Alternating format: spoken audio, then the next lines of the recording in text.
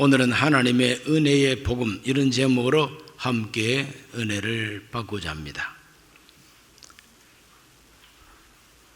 공자님은 우리가 잘 알고 있습니다. 그 공자님이 이런 말씀을 남겼습니다. 조문도 석가사이, 아침에 도를 깨우치면 저녁에는 죽어도 좋다고 하는 말씀입니다. 그만큼 이 도를 깨우치기 위해서 아주 심혈을 기울였다고 고백하는 말씀이죠. 유럽의 어떤 실존주의 철학자는 한창 공부할 때, 대학교 학생일 때 일기장에 이렇게 썼다고 합니다. 그것을 위해 살고 그것을 위해 죽어도 좋은 그것을 알고 싶다 그랬어요. 그것을 알고 싶다. 그것이 무엇이냐? 호기심이 아니라 내 인생 전체를 걸고 그것을 위해서 죽어도 좋고 살아도 좋다고 하는 그것을 알고 싶다고 썼습니다. 나중에는 유명한 철학자가 됩니다. 그런데 성경 읽어보면은 우리가 잘 알고 있는 사도 바울이야말로 깨달으신 분이에요. 바울이야말로 그것을 위해서 살고 그것을 위해서 죽어도 좋은 그것을 발견하신 분입니다. 사도행전 21장 13절 말씀을 보면은 바울이 대답하되 여러분이 어찌하여 울어 내 마음을 상하게 하느냐? 나는 주 예수의 이름을 위하여 결박당할 뿐 아니라 예루살렘에서 죽을 것도 각오하였노라 그랬습니다. 예수 그리스도를 위해서는 내가 죽을 것도 각오했다 그랬어요. 그러므로 죽어도 좋은 바로 그분을 만났다 이 말이죠. 로마서 14장 8절 말씀은 말합니다. 우리가 살아도 주를 위하여 살고 죽어도 주를 위하여 죽나니 그러므로 사나 죽으나 우리가 주의 것이로다 그랬어요. 살아도 주님을 위해서 살고 죽어도 주님을 위해서 죽는다는 겁니다. 사나 죽으나 주의 것이로다. 바울은 내가 살아도 주님을 위해서 죽어도 주님을 위해서, 바울이 발견한 그것은 바로 주 예수 그리스도이신 것입니다. 바울이 깨우친 도는 바로 주 예수 그리스도인 것입니다. 요한복음 1장 1절에 태초에 말씀이 계시니라 할 때 그 말씀은 헬라 말로는 로고스지만은 중국 말로는 도라고 하는 글로 번역을 해두었어요. 도. 그러므로 공자가 아침에 깨우치면 저녁에는 죽어도 좋겠다고 하는 그 도가 바로 예수 그리스도라 이 말이죠. 바울은 그것을 깨닫고 그것을 위해서 목숨을 하나님 앞에 내놓을 수가 있었습니다. 그래서 그는 사도행전 20장 24절에서 고백합니다. 내가 달려갈 길과 주 예수께 받은 사명 곧 하나님의 은혜의 복음을 증언하는 일을 마치려 하면은 나의 생명조차 조금도 귀한 것으로 여기지 아니하노라. 누군들 자기 생명 귀하지 않은 사람 어디에 있습니까? 그런데 나의 생명조차 조금도 귀한 것으로 여기지 아니하노라. 무엇을 위해서? 하나님의 은혜의 복음 증거를 위해서. 그 하나님의 은혜의 복음은 주 예수께서 주신 사명이라는 겁니다. 바울은 확실하게 깨달은 사람입니다. 그것을 위해서 살고 그것을 위해서 죽었던 분이 바울이고, 바울 혼자만 아니라 모든 예수님의 사도들과 제자들이 그렇게 살고 그렇게 죽었습니다. 작년 2021년 9월 14일 조영기 원로 목사님 하나님이 하늘로 불러가셨습니다. 조영기 원로 목사님도 평생에 증거했던 그 복음, 바로 그것은 오중복음이었습니다. 하나님께서 주신 은혜의 복음을 5가지 제목으로 나누어서 오중복음이라고 이름을 붙였고, 그것이 바로 순복음의 복음인 것입니다. 목사님께서 하늘로 부르심을 받은 1주년을 맞이해서 추모하는 마음으로 조영기 원로 목사님이 평생에 증거했던 그 오중복음을 다시 한번 생각해 봅니다. 첫째는 중생의 복음이었습니다. 중생의 복음은 거듭남의 복음입니다. 요한복음 3장 3절 말씀에 예수께서 대답하여 이르시되 진실로 진실로 내게 이르노니 사람이 거듭나지 아니하면 하나님의 나라를 볼 수 없느니라. 거듭나야 하나님의 나라를 볼 수 있다는 것입니다. 거듭난다. 다시 태어난다는 겁니다. 두 번째로 다시 태어난다는 겁니다. 3장 5절 말씀도 말합니다. 예수께서 대답하시되 진실로 진실로 내게 이르노니 사람이 물과 성령으로 나지 아니하면 하나님 나라에 들어갈 수 없느니라. 거듭난다는 것은 무엇으로 어떻게 거듭나는가에 대한 대답입니다. 물과 성령으로 거듭나야 된다. 한번 태어나는 것은 어머니를 통해서 출생하는 것입니다. 그런데 예수님께서 말씀하시는 이 거듭나는 것, 두 번째 태어나는 것은 물과 성령으로 태어나야 된다 그랬어요. 물은 무엇을 의미하느냐? 물은 씻어준다는 의미입니다. 하나님이 은혜로 우리의 죄를 씻어주는 물이 있습니다. 바로 그것은 예수님의 보혈인 것입니다. 예수님의 피가 아니면 죄를 씻을 수 없습니다. 가끔 저는 집에서 설거지를 합니다. 설거지하고는 영 관계없는 사람처럼 뺀질뺀질하게 보인다고 느끼는 분도 계시지만 뺀질뺀질해도 설거지 잘합니다. 음식 쓰레기도 쓰레기장에 갖다 잘 버립니다. 그런데 설거지할 때 느끼는 게 뭐냐? 기름때가 묻어있고 고기 국물 묻어있으면은 맹물 가지고는 이게 깨끗하게 씻어지질 않더라고. 끈적끈적하고 그래요. 그런데 퐁퐁 같은 세제를 딱 이렇게 묻혀가지고 닦으니까 깨끗하게 닦여버려요. 그럴 때마다 느끼는 것은 나의 죄를 씻기는 예수의 피밖에 없네. 그 찬송이 늘 떠올라요. 우리를 씻어주는 물은 예수님의 보혈입니다. 왜 씻어야 되느냐? 죄를 용서받아야 다시 살려낼 수가 있기 때문에. 왜? 죄 때문에 죽었으니까. 죄 때문에 죽었으니까 죄를 해결해야만이 다시 살려날 수가 있단 말이죠. 그래서 하나님은 저와 여러분의 죄를 깨끗하게 씻어내기 위하여 자기의 독생자 예수 그리스도의 보배로운 피를 흘려서 우리의 죄를 속량해 주셨습니다. 에베소서 1장 7절을 읽어봅니다. 우리는 그리스도 안에서 그의 은혜의 풍성함을 따라 그의 피로 말미암아 속량 곧 죄사함을 받았느니라. 은혜가 풍성하신 하나님, 하나님의 그 풍성하신 은혜로 말미암아 예수 그리스도의 피 흘림, 그의 피로 말미암아 구속, 속량 곧 죄사함을 받았느니라. 그래서 하나님은 우리 죄를 이렇게 씻어내 주셨습니다. 내 힘으로 씻은 것이 아닙니다. 내 공로로 내 죄를 용서받은 게 아닙니다. 하나님이 불쌍히 여기시고 우리를 사랑하셔서 거저 주신 은혜가 죄사함의 은혜입니다. 그래서 은혜라고 하는 것은 거저 주시는 것이 은혜입니다. 돈 받고 주는 게 아니고 공로가 있어야 주는 게 아니고 사랑하기 때문에 그냥 주는 것, 이것을 은혜라고 합니다.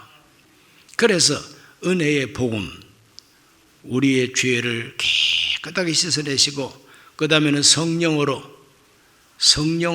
나야 된다 그랬는데 성령은 무엇이냐?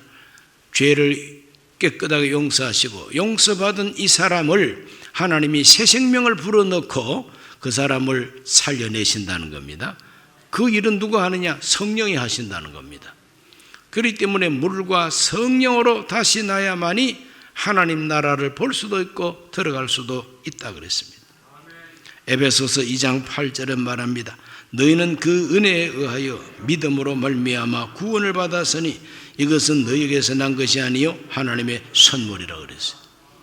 하나님의 큰 은혜가 우리의 죄를 깨끗하게 씻어내시고 성령으로 우리에게 새 생명을 주어서 하나님 앞에 다시 살려내신 것이 바로 중생이라는 것입니다. 거듭났다고 하는 말인 것입니다.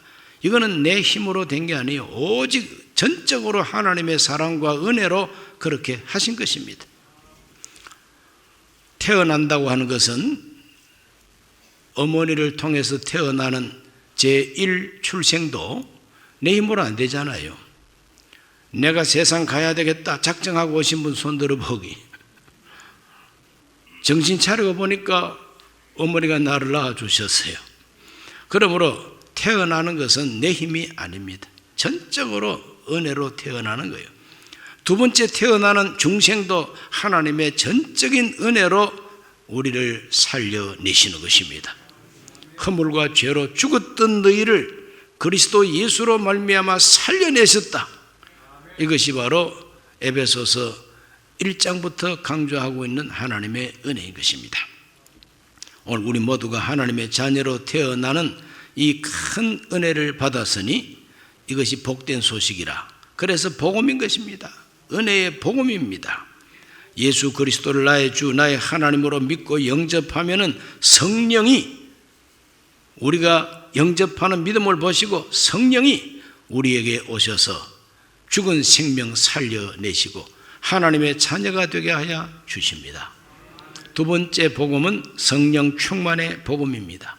하나님의 자녀로 태어났다고 하면 갓난 아기로 생각하면 됩니다. 이 갓난 아기가 사람 구실하려면 잘 먹고 잘 자고 운동하고 자라야 되지 않습니까? 그러므로 성장해야 됩니다. 거듭난 내 생명을 다시 힘 있는 사람으로 능력 있는 하나님의 자녀로 키우고 양육하고 우리에게 능력을 주시고 이렇게 하시는 분은 성령님이라 이 말입니다. 그러므로 하나님의 그 성령과 관계가 돈독하고 하나님의 성령과 교제하고 하나님의 성령을 따라 살면은 그 사람은 바로 성령 충만의 은혜를 받게 됩니다. 바울도 오늘 읽은 이 말씀에서 고백합니다. 나는 성령에 매여 예루살렘으로 간다 그랬어요. 성령에 매여 가지고 예루살렘 간답니다. 내가 가고 싶어 가는 게 아니에요. 성령에 매여 가지고 하나님의 성령이 나를 강하게 잡았다 이 말이죠. 성령이 각성해서 내게 증언하여 결박과 환난이 나를 기다린다고 하신다. 성령이 내게 말씀하시기를 결박과 환난이 기다린다. 내가 지금 가는 이 길에 환난이 기다리고 결박이 기다린다. 그렇다 할지라도 나는 주 예수께 받은 사명, 은혜의 복음 증언하는 이 일을 마치기 위해서는 내 생명조차 조금도 귀한 것으로 여기지 않아야 한다 그랬어요. 성령 충만한 사람입니다. 내 생각과 내 뜻대로 사는 것이 아니라 나를 꽉 잡고 있는 성령, 성령이 내게 말씀을 이렇게 하시더라도 나는 하나님의 큰 사명을 감당하기 위해서는 목숨도 바칠 각오가 되어 있다는 것입니다.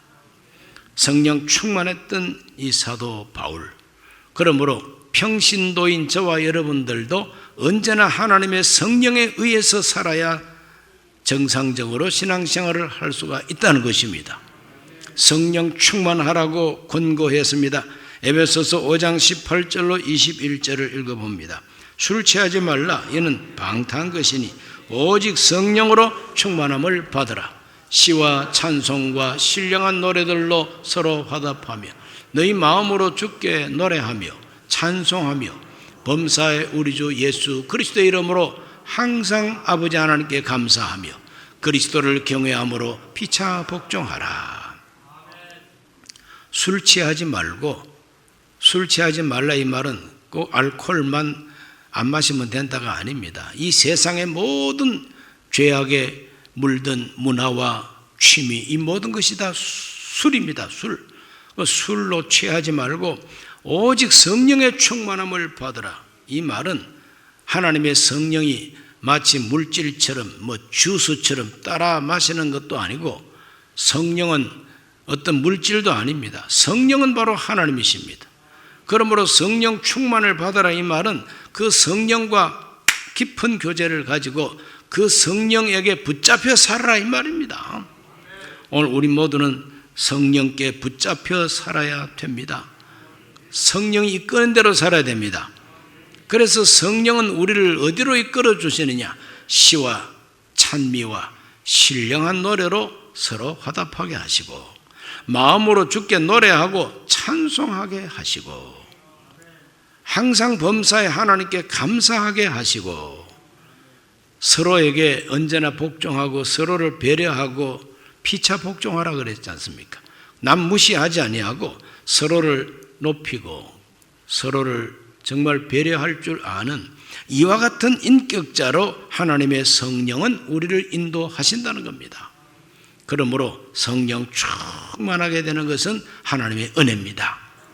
내 힘으로 되는 것이 아니라 하나님의 성령의 능력으로 되기 때문에 그걸 은혜라고 그럽니다.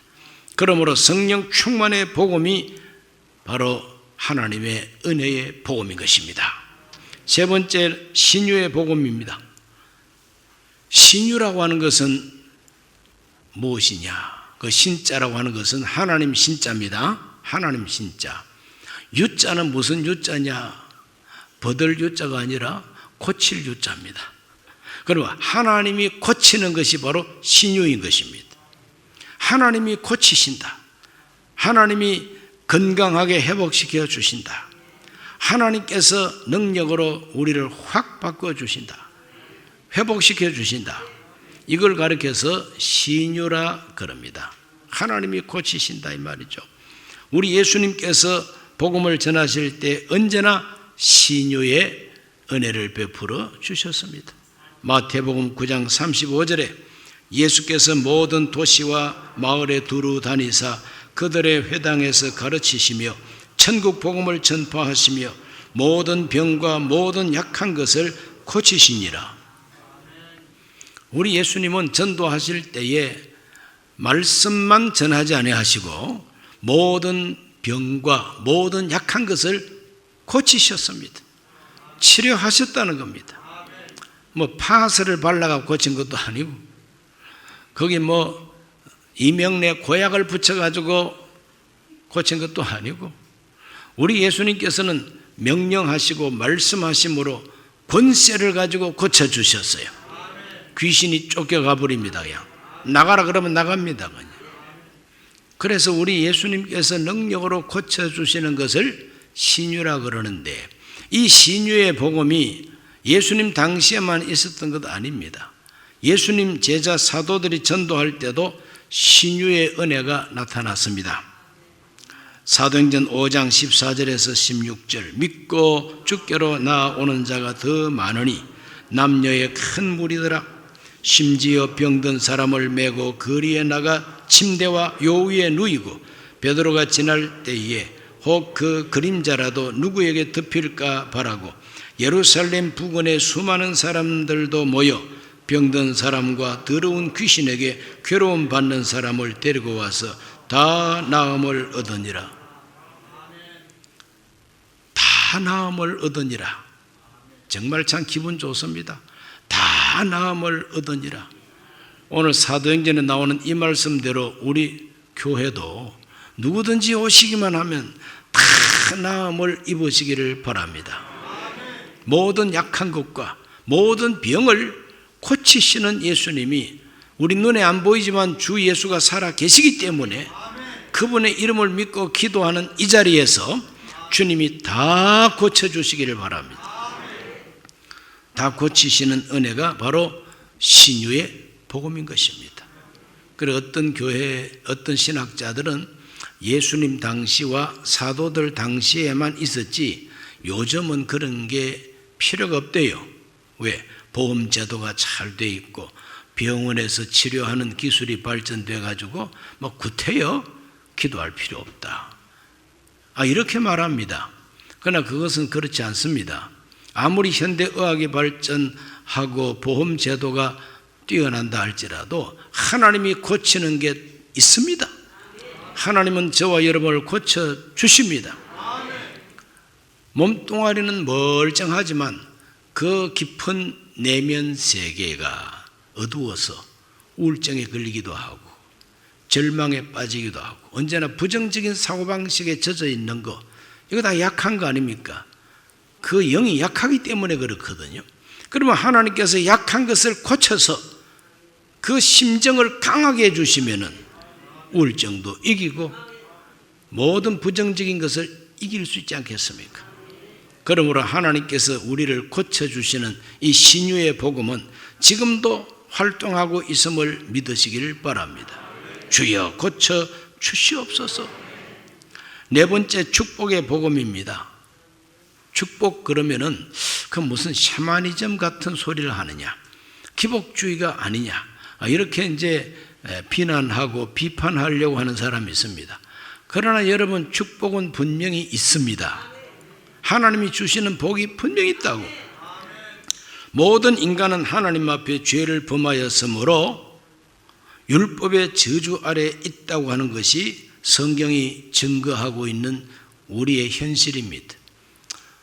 우리가 죄를 지었으면 그 죄만 지은 것이 아닙니다. 그 죄 때문에 따르는 저주가 있다 이 말이죠. 오늘 이 세상은 오래전 아담 하와 이후로 먼지가 쌓이는 것처럼 쌓이고 내려온 문화적인 저주가 있고 종교적인 저주가 있고 여러 가지 저주가 많습니다.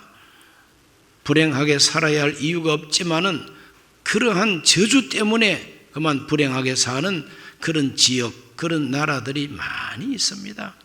이 모든 저주를 우리 예수님께서 속량해 주셨다고 말합니다. 하나님의 은혜입니다. 갈라디아 3장 13절에서 14절에 그리스도께서 우리를 위하여 저주를 받은 바 되사 율법의 저주에서 우리를 속량하셨으니 기록된 바 나무에 달린 자마다 저주 아래 있는 자라 하였습니다. 이는 그리스도 예수 안에서 아브라함의 복이 이방인에게 미치게 하고 또 우리로 하여금 믿음으로 말미암아 성령의 약속을 받게 하려 함이라.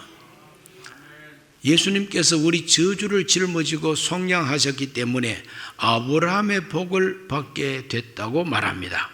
그 아브라함의 복이 뭡니까? 그 아브라함의 복이라고 하는 것이 모든 사람들 앞에서 본이 되고 들어가도 나가도 복을 받고 너로 말미암아 천하 만민이 복을 받으리라 그랬지 않습니까?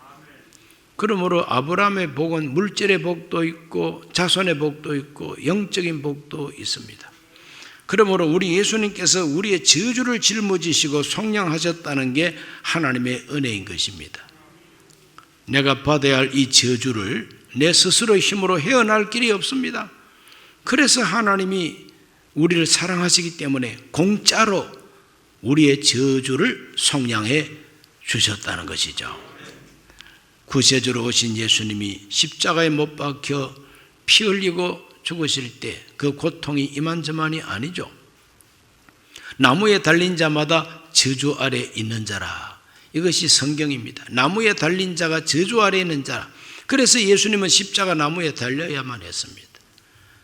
그 저주의 가시를 예수님께서 찔리셔야 했습니다. 가시나무 엮어서 예수님 머리 이마에 꽉 눌러버리지 않습니까? 온 이마에 양 가시가 찔렸습니다. 우리 예수님은 그곳에서 피 흘리셨죠. 그러므로 예수님은 우리의 저주를 속량하셨다. 그래서 우리 크리스찬들은 저주에서 해방을 받아야 마땅하다 이 말이죠. 그러므로 이 저주로 말미암아 잘못된 생각, 사상, 잘못된 태도 여기서는 뛰쳐나와 가지고 하나님이 기뻐하는 삶의 자세와 태도를 가져야 된다는 것입니다. 저주에서 해방을 받아야만 됩니다. 하나님은 오늘 또 저와 여러분을 이 저주에서 건져주기를 원하십니다. 다섯 번째로 천국의 복음입니다. 천국의 복음. 이 지구상에 사는 모든 사람은 일정한 기한을 살고 반드시 죽게 되어 있습니다. 그래서 한 번 죽는 것은 정한 것이라고 말합니다. 하나님이 죽도록 정해놓았다는 겁니다. 모든 존재는 죽습니다. 죽음은 하나님이 정한 주권입니다. 하나님이 죽도록 정하셨는데 무슨 재주로 안 죽습니까? 죽기 싫어서 앙탈을 부려도 죽어야 할 때가 되면 죽어야만 됩니다. 살고 싶어서 눈을 번쩍 뜨고 눈 감지 않으려고 그러더라도 눈 감고 죽습니다. 이 죽음은 모든 인간을 비참하게 하고 가장 두렵게 하고 가장 허망하게 하는 게 죽음 아닙니까? 그러나 우리 예수님께서는 죽음을 이기고 부활하셨어요. 부활하신 그 예수님께서 뭐라고 말씀하십니까? 내가 가는 곳에 너희도 있게 하리라. 우리 예수님은 우리를 다시 부활시킨다 그랬습니다. 그래서 우리를 부활시켜서 주님과 함께 영생하게 하신다고 약속하는 것이 천국의 복음인 것입니다. 이 땅 위에 사는 동안 우리들은 저 천국을 소망하고 이 세상에 완전히 마음을 뺏기지 않도록 조심하라고 가르쳐주고 있습니다. 장차 우리가 사는 이 지구상에는 모든 지구상에 사는 사람들이 당해야 하는 큰 환난이 있다고 성경은 가르쳐주고 있습니다. 누가복음 21장 34절에서 36절을 읽어봅니다. 너희는 스스로 조심하라. 그렇지 않으면 방탕함과 술취함과 생활의 염려로 마음이 둔하여지고 뜻밖의 그날이 뜻과 같이 너희에게 임하리라. 이날은 온 지구상에 거하는 모든 사람에게 임하리라. 이러므로 너희는 장차 올 이 모든 일을 능히 피하고 인자 앞에 서도록 항상 기도하며 깨어 있으라 하시니라. 모든 지구상에 있는 모든 사람에게 큰 환난이 닥쳐옵니다.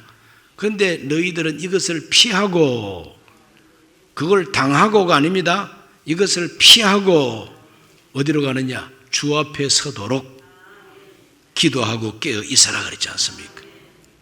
그러므로 이 지구상에 있는 모든 사람에게 큰 환난이 임하는 때가 온다는 겁니다. 그 환난을 보기 전에 육체로 하나님의 부름을 받으면 일찍이 하나님 앞으로 가는 거죠. 그러나 마지막 때에 사는 사람들은 그 큰 환난을 당할 수밖에 없는데 이 모든 환난을 피하고 주 앞에 서도록, 그러므로 이거는 말세 복 중의 복이죠. 그러면 주님 앞에 서면 어떻게 되느냐? 주님 앞에 설 때 그냥 서는 것이 아니라 믿고 죽은 모든 사람이 다시는 썩지 아니할 몸을 입고 살아있는 우리도 호련히 변화돼 가지고 부활의 몸으로 변화돼 가지고 주님 앞에 서서 주와 함께 새 하늘과 새 땅에 들어가서 영생한다고 성경은 가르쳐주고 있습니다. 바로 그 새 하늘과 새 땅이 천국이다 이 말이죠. 오늘 우리 모두가 다 새 하늘과 새 땅으로 가게 되시기를 바랍니다. 천당, 천국, 그러니까 저 공중 어디에 그냥 공중에서 비누방울 날아다니듯이 그렇게 사는 줄로 아는데 천만에요. 새 하늘과 새 땅이 있습니다. 그는 생명수 강이 흐르는 곳이라 그랬어요. 생명나무 실과가 항상 열려가지고 절대로 죽는 법이 없어요. 다시는 곡하지도 아니하고 죽지도 아니하고, 거기 가서 철 따라 옷 쌓아입어야 할 필요도 없습니다. 무엇을 입는지 하나님이 빛을 입혀주기 때문에 거기는 양복점도 양장점도 없습니다. 거기는 먼지도 없어요. 티끌도 없고 미세먼지도 없습니다. 하나님 나라 새하늘과 새 땅에 우리가 살아야 할 그 새 예루살렘 성은 그 도로가 몽땅 다 금이라 그랬어요. 금, 맑은 금이라 그랬어요. 우리가 살아야 할 집은 다 그 벽돌 집이 아니고 시멘트, 콘크리트 벽이 아니라 그거는 다이아몬드 같은 벽옥으로 세운 집이라 그랬어요. 야, 기가 막히죠. 하나님은 하나님 나라를 그렇게 우리에게 엿볼 수 있도록 계시록을 통해서 보여주고 계신 것입니다. 새하늘과 새 땅이 천국입니다. 다시 오시는 예수 그리스도의 재림을 통하여 완성이 됩니다. 그래서 재림 천국 복음이라고도 말합니다. 우리 모두가 재림하시는 예수님 기다려야 됩니다. 천국을 기다려야 됩니다. 죽음이 언제 올지라도 우리는 부활해가지고 영생하게 되어 있다는 것입니다. 5가지 이 주제가 순복음, 오중복음입니다. 조영기 목사님이 평생토록 이 오중복음을 강조하시고 국내 그리고 국외로 다니시면서 이 복음을 증언하셨습니다. 중생의 복음, 성령 충만의 복음, 신유의 복음, 축복의 복음, 천국의 복음, 오늘 우리는 이 복음이 그냥 지나가는 말이 아니라 살아있는 하나님의 은혜의 복음이라는 것을 확신하고 이 복음을 체험하게 되시기를 바랍니다. 죄 사함을 체험하시길 바랍니다. 성령 충만을 경험하시길 바랍니다. 신유를 경험하시기 바랍니다. 축복을 경험하고 축복 속에서 살기를 바랍니다. 천국을 소망하시기를 바랍니다. 이와 같이 믿음을 가지고 복음을 믿고 사는 순복음의 그리스도인들이 되시기를 예수 이름으로 축원합니다. 기도합니다. 살아계신 아버지 하나님, 오늘 하나님 앞에 나와서 순복음의 오중복음을 다시 한번 생각했습니다. 조영기 원로 목사님 평생에 증거하셨던 이 오중복음은 성경이 그대로 가르쳐주는 하나님의 은혜의 복음이었습니다. 바울은 이 은혜의 복음 증언한 일을 마치려 하며 생명조차 귀한 것으로 여기지 아니한다고까지 했습니다. 오늘 우리 모두가 복음을 바로 깨닫게 하여 주옵시고 이 복음을 믿게 하여 주옵시고 복음을 전하면서 살게 해 주옵소서. 예수님 이름으로 기도하옵나이다. 아멘. 잠시 고개를 숙입니다. 명절에 가족 간에 같이 모이고 그동안에 믿지 않았지만 이렇게 믿는 가족과 함께 교회 오신 분도 계십니다. 예수님을 나도 믿고 이제 하나님께서 주시는 진정한 복을 받아 살겠습니다. 이런 분은 그 자리에 일어나셔서 이 기도를 함께 하시기를 바랍니다. 주님께서 구원해 주십니다. 하나님 아버지, 저는 죄인입니다. 어디에서 와서 왜 살며 어디로 가는지 알지 못하고 죄 가운데 살았습니다. 저의 죄를 위하여 십자가에서 죽으시고 부활하신 예수님을 제 구주로 모셔드립니다. 저는 하나님의 자녀가 되었습니다. 지금부터 영원토록 주님과 함께 살겠습니다. 예수님 이름으로 기도드립니다. 아멘. 예수 영접하신 분들을 환영합니다. 할렐루야.